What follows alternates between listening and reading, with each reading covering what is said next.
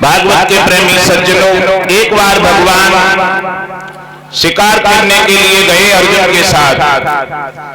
तो देखा यमुना नदी में कमर तक जल में एक कन्या खड़ी है, दोनों हाथ ऊपर किए। अर्जुन ने देखा, अर्जुन ने कहा, देवी जल में खड़ी खड़ी क्या कर रही हो, तुम्हारा क्या नाम है?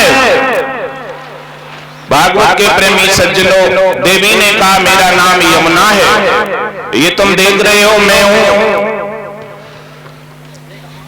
यमुना है। हाँ, तपस्या क्यों कर रही हो? तपस्या इसलिए कर रहे हैं, हम विवाह करना चाहते हैं, और विवाह हम श्री कृष्ण के अलावा किसी से नहीं करेंगे। ये बात सुनकर के माताओं बहनों भाइयों, अर्जुन ने हंसकर कहा, देवी उनके 3 विवाह हो गए हैं, मेरा एक भी नहीं हुआ है, तुम मुझसे कर लो। उन्होंने मना किया, नहीं विवाह मुझसे ही करेंगे। तभी अर्जुन गए और भगवान कन्हैया को ले आए और आकर के यमुना का विवाह करवा दिया भगवान के साथ। अब भगवान के कितने विवाह हो गए? 4 विवाह हो गए। यमुना सगी पटरानी है भगवान। भागवत के प्रेमी सज्जनों, एक बार भगवान अवंतीपुरी गए हैं, जो उज्जैन के पास है।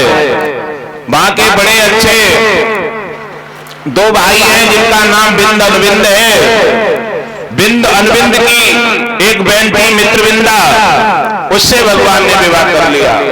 अब भगवान के 5 विवाह हो गए।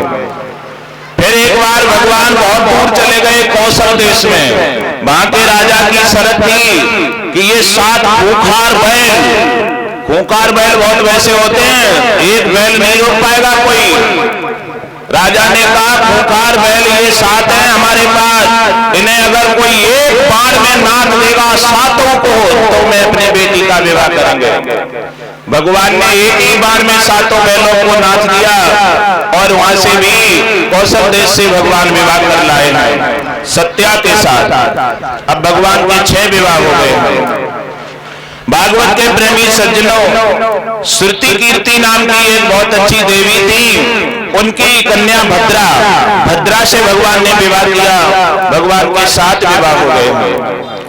एक बार भगवान मध्य प्रदेश में गए। मध्य प्रदेश में जाकर के भगवान ने लक्ष्मणा से विवाह कर लिया। अब भगवान के कितने विवाह हो गए? पूरे 8 विवाह हो गए। 8 भगवान की ये पटरानियां हैं।